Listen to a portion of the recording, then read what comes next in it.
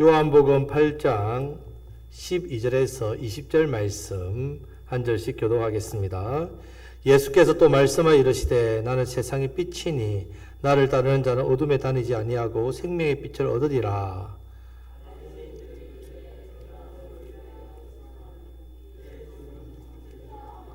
예수께서 대답하여 이르시되 내가 나를 위하여 증언하여도 내 증언이 참되니 나는 내가 어디서 오며 어디로 가는 것을 알거니와 너희는 내가 어디서 오며 어디로 가는 것을 알지 못하느니라.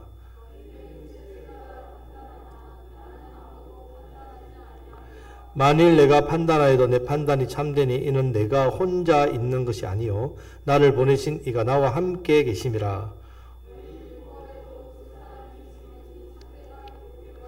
내가 나를 위하여 정언한 자가 되고 나를 보내신 아버지도 나를 위하여 정언하시느니라. 이에 그들이 묻되 내 아버지가 어디 있느냐? 예수께서 대답하시되 너희는 나를 알지 못하고 내 아버지도 알지 못하는도다. 나를 알았더라면 내 아버지도 알았으리라. 이 말씀은 성전에서 가르치실 때에 헌금함 앞에서 하셨으나 잡는 사람이 없으니 이는 그의 때가 아직 이르지 아니하였음이라. 아멘. 자, 요한복음 7장에서 9장까지는 초막절 절기와 또 그 절기 직후에 일어난 내용들입니다. 자, 예수님이 초막절을 지키러 예루살렘으로 갔을 때 유대 지도자들은 예수님께서 요한복음 5장에서 38년 된 병자를 고칠 때에 안식일에 고치셨죠. 이 사건 때문에 예수님을 죽이려고 했단 말입니다. 근데 죽이지 못하고 있습니다. 군사를 보냈지만 하나님이 그들을 감동시키시고 잡아오지 못하겠고 사내들이 공의 안에서도 큰 적대감이 일어났습니다. 근데 하나님께서 니고데모를 감동시켜서 사람들이 또 예수님을 잡지 못하게 하셨습니다. 자, 그래서 이제 초막절 큰 날이 되면 예수 올라오시니까 이제 예수님을 잡으려 했는데 안 되자 이제 우리 8장에서 앞부분에 보면 1절부터 12절에서 유대인이 현장에서 간음하다 잡힌 그 여인을 잡아와서 예수님을 함정에 빠뜨리려고 했단 말입니다. 자, 모세는 율법에서 이 현장에서 간음한 여인을 어떻게 합니까? 돌로 쳐 죽이려 했단 말이에요. 당신은 죽일 겁니까? 말아야 될 겁니까? 이렇게 이야기한단 말이죠. 만약 죽이라고 하면 율법은 지키지만 로마법을 어기는 것이 되기 때문에 로마인들에게 고소를 당하고 예수님은 결국 죽임을 당하게 되지요. 또 그렇다고 죽이지 말라 하면 유대법에 어긋나니까 열심 당원들이 유대법에 또 지킬 목숨 거는 사람들이 예수님을 가만히 두지 않는단 말입니다. 자, 이러지도 저러지도 못한 상황입니다. 그래서 예수님이 뭐라고 하십니까? 너희 중에 죄 없는 자가 먼저 돌로 치라 했습니다. 자, 돌을 칠 때는 누구부터 돌을 던진다 했습니까? 정인부터 던진다 했습니다. 그러니까 위정을 못한다는 거죠. 자, 다른 사람이 던지면 나도 그냥 얼떨결에 던질 수 있는데 제일 먼저 던져야 되는 사람은 정인이란 말입니다. 근데 이 정인이 이 위정방지법에 의해서 이 죄 없는 자를 만약에 돌을 치면 죄 있는 사람이 죄 없는 사람 없는 것처럼 돌을 치면 그것도 하나님께서 완전 저주받을 일이기 때문에 다 죄인이지 않습니까? 자기 죄가 드러나는 거죠. 그러니까 9절 말씀에 보면 양심의 가책을 느꼈다 했습니다. 어른으로부터 젊은이까지 돌을 놔두고 다 가버렸단 말입니다. 결국 다 죄인이랬지요. 죄인은 두 종류 있댔죠. 자, 이 여인은 어떤 죄인입니까? 들킨 죄인. 나머지 돌을 들려고 서 있는 사람은 안 들킨 죄인. 자, 그때 예수님께서 여자에게 이 말씀하면 너를 정죄하는 자가 어디 있느냐? 다 갔습니다. 하나님의 공의에 의해서 예수님도 그냥 이 여인을 보내시면 절대로 안 되지요. 그걸 어떻게 보내십니까? 그랬죠. 왜 어떻게 보낼 수 있습니까? 예수님이 이 여자의 죄를 어떻게 해요? 자신이 십자가에서 죽으심으로 담보물로 주는 거죠. 예수님을 담보로 해서 이 여인의 생명을 살려주는 겁니다. 여인이 죄가 없어서 살려주는 게 아니라 그 죄에 대한 담보물로 누가? 예수님께서 자신을 주시는 겁니다. 자, 이제 죽음에서 생명으로 이렇게 생명을 얻고 돌아가는 여자의 뒷모습을 보면서 오늘 본문의 내용을 말씀하고 계십니다. 12절 말씀을 다 같이 읽겠습니다. 예수께서 또 말씀하여 이르시되 나는 세상의 빛이니 나를 따르는 자는 어둠에 다니지 아니하고 생명의 빛을 얻으리라. 아멘. 자, 본문의 내용이 복잡한 것 같지만 내용은 간단합니다. 자, 12절부터 20절 말씀. 예수님은 세상의 빛이고 생명의 빛이라는 말씀입니다. 나를 믿는 자는 어둠에 다니지 않고 생명을 얻고 영생을 얻게 된다. 이 말씀을 하는 내용입니다. 그래서 예수님은 자신이 참 빛임을 증언합니다. 증거. 그러면 생명의 빛 대신 예수님 안 믿으면 어떻게 됩니까? 어떻게 되겠습니까? 죄 가운데 죽는 겁니다. 어두운 가운데 죽는 겁니다. 그리고 예수님 가는 곳에 오지 못한다. 이 말씀입니다. 천국 아니면 지옥입니다. 천국 말이 지옥, 캐톨릭에서 말하는 연호 없습니다. 뭐 중간에 없습니다. 오직 천국, 오직 지옥입니다. 가늠한 여인에게는 예수님은 누구십니까? 오늘 12절에 본문의 핵심이었죠. 가늠한 여인에게 예수님은 어떤 분이십니까? 생명의 빛. 네. 생명의 빛으로 예수님을 받아들였죠. 근데 이것은 이 여인에게 해당하는 거 아닙니다. 예수님을 믿지 않은 사람은 생명의 빛을 얻지 못하고 죄 가운데 죽고 지옥에 간다는 말입니다. 예수님을 그래서 믿어도 되고 안 믿어도 되는 게 아니란 말입니다. 십자가에서 내 대신해서 죽으신 예수님은 생명입니다. 그거 안 붙들면 우리 죽는단 말입니다. 자, 그런데 내 죄 문제가 해결되지 않거나 예수님 믿지 않은 사람은 자기 죄 가운데 살지요. 영원한 형벌을 받는다는 것을 선포합니다. 그렇기 때문에 오늘 12절부터 20절 말씀을 통해서 저와 여러분들은 생명의 빛 대신 예수님 믿음으로 생명으로 들어가시는 은혜가 있으시기를 축복합니다. 아멘. 자, 그래서 나를 따르는 자는 바로 나를 믿는 자를 말합니다. 예수님을 믿는 사람은 예수님 말씀대로 사는 삶이 나타나야 된다고 말씀드렸습니다.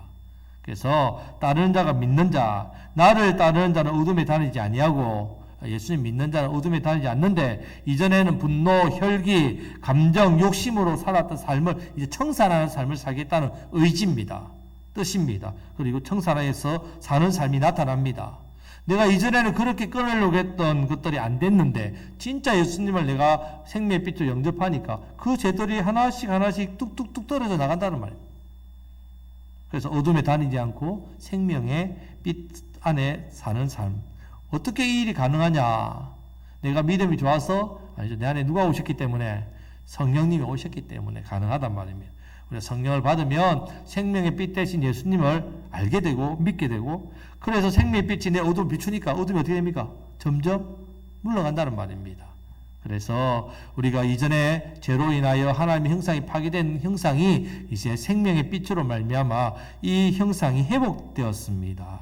생명의 빛을 얻게 되고 영생을 얻게 된다는 이 말씀을 이제 이 증거를 예수님 하십니다.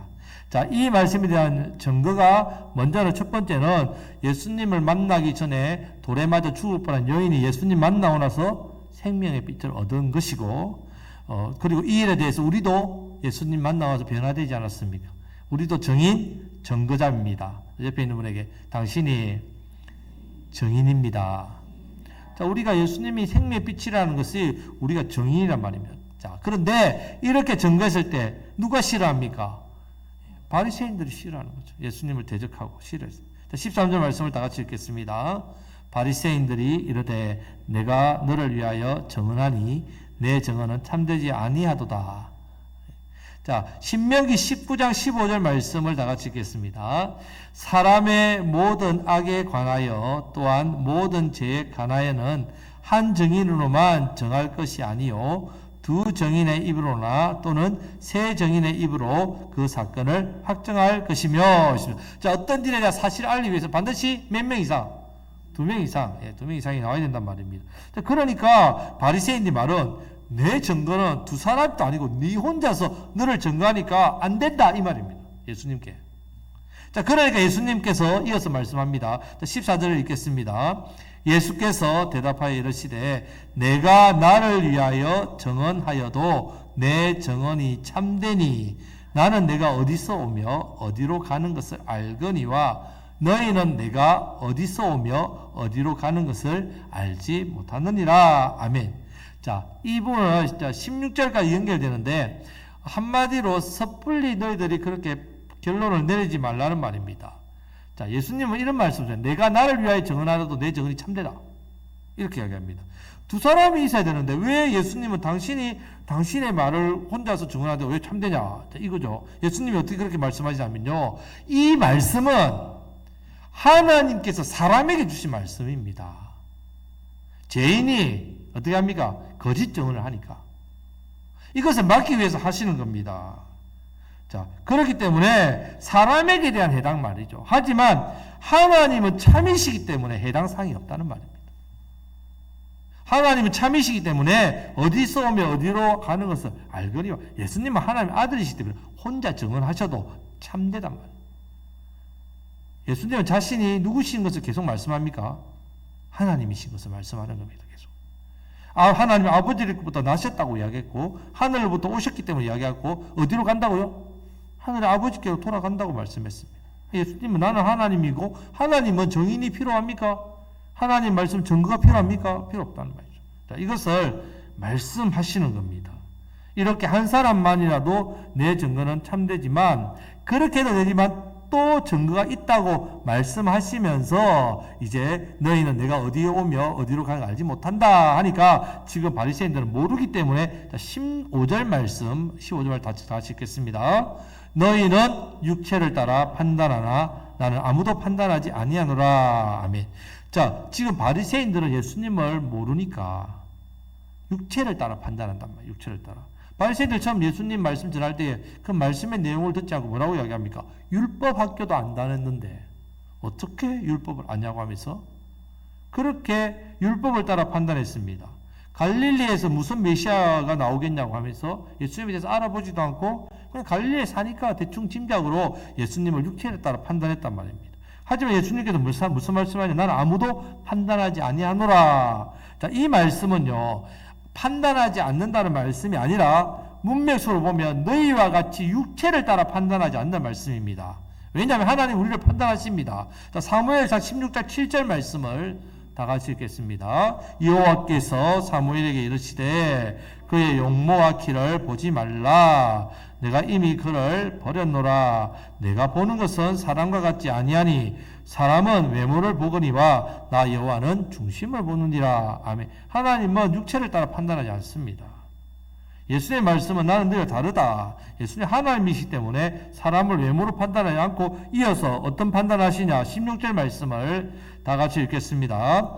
만일 내가 판단하여도 내 판단이 참되니 이는 내가 혼자 있는 것이 아니요 나를 보내신 이가 나와 함께 계심이라. 아멘. 예수님이 스스로 자신을 판단하는 것이 참된 이유는 왜냐하면 나를 보내신 이가 함께 하시니 그분이 누구시라고요? 하나님 아버지가 함께 하시고 하나님 아버지가 예수님의 증거를 참되다 하시니 예수님이 증거는 참되다는 말씀입니다. 자, 그래서 17절 18절 말씀을 다 같이 읽겠습니다. 너희 율법에도 두 사람의 증언이 참되다 기록되었으니 내가 나를 위하여 증언하는 자가 되고 나를 보내신 아버지도 나를 위하여 증언하시느니라. 아멘. 자, 예수님은 하나님이시기 때문에 두세 사람의 증거 율법에 해당되지 않지만 그렇다고 해도 예수님의 증거가 참된 것은 예수님을 보내신 하나님 아버지께서 누구를 증언하시기 때문에 예수님을 증거하시기 때문에 참되단 말입니다. 자, 참되다는 것을 자 어떻게 증언하시냐면요. 바로 예수님의 입에서 나오는 말씀과 예수님께서 하시는 사역에서 뭐가 나온다고요? 참된 게 나타난다는 말입니다. 그래서 12절 말씀 구절이 핵심입니다. 이 본문의 전체 8장에서는 그래서 이 12절 나는 세상의 빛이니 나를 따르는 자는 뭘 얻는다고요? 생명의 빛을 얻는다. 이것이 중요합니다. 이 말씀을 내가 아멘 하고 주님 앞에 나아가면 내 어두운 가운데서 내가 어떻게 해요? 해방된다는 말. 생명의 빛 가운데 내가 사라집니다. 하나님의 자녀가 되고 성령님 오셔서 내 죄를 끊어지도록 은혜를 주신단 말이에요. 자, 예수님을 따르심으로 생명의 빛을 얻으시 축복합니다. 자, 우리 옆에 있는 분에게 생명의 빛을 얻었습니다. 자, 우리 생명의 빛을 얻었습니다. 자, 그래서 19절 말씀을 다 같이 읽겠습니다. 이에 그들이 묻되 내 아버지가 어디 있느냐? 예수께서 대답하시되 너희는 나를 알지 못하고 내 아버지도 알지 못하는도다. 나를 알았더라면 내 아버지도 알았으리라. 아멘.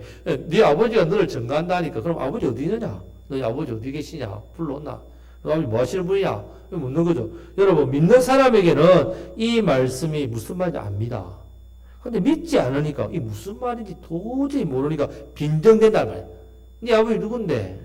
누구기에? 이런 식으로 하는 거죠. 그러면 여러분 전도하면요. 사람들이 뭐라고 저도 많이 그 이야기를 들었습니다. 뭐라고 이야기합니까? 하나님 보여주면 믿을게. 예. 자, 속으로 보면 죽는다. 이렇게 생각하죠. 너는 하나님을 보여주면 믿을게. 이런 사람은요, 믿을 마음이 있다, 없다? 없다는 말이에요. 예, 없다는 말이에요. 그게 여러분들이 그 말꼬리를 물고 또 한창이 하나님 보이지는 분이 아니고 여기시고 뭐 여러분들 알고 있는 신학을 다 이야기해봤자 그 사람들은 도통 무슨 말인지 모릅니다. 말장난밖에 안 되기 때문에 하나님 보여주면 믿는다는 사람은 여러분 기도하시면 됩니다. 아이고 믿을 마음이 없는 사람 불쌍하다. 기도하시면 됩니다. 거기에 여러분들이 말싸움 하시고 부부싸움 하시고 막 자녀하고 대판 싸우지 마시고 여러분들이 그럴 땐 기도하시면 됩니다. 그 영혼을 위해서. 자, 믿을 마음이 없다는 말입니다. 그래서 예수님께서 너희는 나를 알지 못하고 내 아버지도 알지 못하니까 믿을 마음이 없다. 만약에 너희들이 나를 알았더라면 내 아버지도 안다. 물을 이유가 없다는 거죠. 하나님 아버지를 물을 이유가 없다. 유대인들은 하나님을 모릅니다. 신기하지요. 여러분 세상에 가장 미스테리한 게 뭐냐면요. 율법을 어릴 때부터 배우고 익히고 자라고 외우고 살았는데 하나님을 몰라요. 평생 어릴 때부터 모태신앙으로 교회를 자라서 돌아가실 때까지 교회에서 있는데 예수님을 몰라요. 이게 기적 아닙니까? 이게 기적? 예수님을 모르고 하나님 모르는 것 유대인들 그러면서 보여달라 이야기하는 거죠. 보여달라. 그런데 이런 부분에 대해서 우리도 참 어떻게 보면 참 두렵다는 말 두렵다.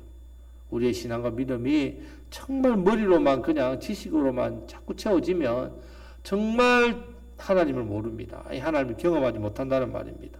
여러분들이 진심으로 말씀을 믿으시고 하나님을 날마다 경험하시기를 축복합니다.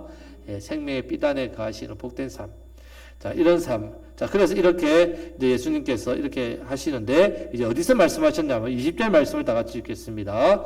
이 말씀은 성전에서 가르칠 때에 헌금함 앞에서 하였으나, 잡는 사람이 없으니, 이는 그의 때가 아직 이르지 아니하였습니다. 아멘. 사람들이 많은 성전에서 가르쳤습니다. 여기서 성전은 성전뜰입니다. 성전뜰은 이방인의 뜰이 있고, 여인의 뜰이 있고, 유대인의 뜰이 있고, 제사장의 뜰이 있는데, 자, 여인의 뜰에는 나팔관처럼 이렇게 13개의 헌금함이 있습니다. 자, 거기다 이제 헌금을 이렇게 연보하죠. 그래서 어떤 이제 가부가 연보할 때 예수님 그 이야기 하잖아요. 부자는 뭐, 말해도 여인은 자기 두렵돈이지만 전부를 드렸다. 칭찬하는, 그런 부분이 이 연보가 여인의 뜰에 있다는 말입니다. 그래서 이 여인의 뜰을 지나서 이제 이방인의 뜰을 지나서 여인의 뜰을 지나서 유대인의 뜰, 제자의 뜰 이렇게 가니까 자, 이렇습니다. 그래서 연복의 옆에는 사람들이 진짜 많이 모입니다. 그래서 예수님께서 말씀을 성경에 가르칠 때에 자, 이 말씀하는데 예수님이 바리새인들 그 많은 사람 앞에서 뭐라고 말씀하냐면요. 와, 너희는 하나님을 모르는 자다. 이렇게 했단 말이죠. 그 많은 사람들 앞에서. 이 바리새인들이 존경받고 있고 우리에게 말씀을 율법을 가르쳐주는 사람이 유대 지도자인데 예수님이 그들에게 뭐라 했다고요? 너희는 하나님 모르는 자다. 아유, 여러분 난리 나겠죠. 이 완전 이 엄청난 바리새인들 눈앞에서 여러분 이렇게 했으니 얼마나 참 대단한 말입니까? 그런데 사람들이 막 코에서 진짜 열기가 김이 나고 머리가 두껍게 열려가지고 어떻게 하면 예수 죽일까 했는데 겉으로 보기에는 왜 못 죽였다고요? 사람들이 많아서 뭐 한데 실제는요. 하나님께서 아직 예수님의 때를 허락하지 아니하셨기 때문에 그렇다는 겁니다. 자, 그래서 자, 오늘 말씀은요, 결국 12절에 있는 메시지, 한 가지 메시지를 전하신 겁니다. 12절. 우리가 이 12절 말씀을 기억하면 됩니다. 같이 읽겠습니다. 다시. 나는 예수께서 또 말씀하여 이르시되 나는 세상의 빛이니 나를 따르는 자는 어둠에 다니지 아니하고 생명의 빛을 얻으리라. 할렐루야.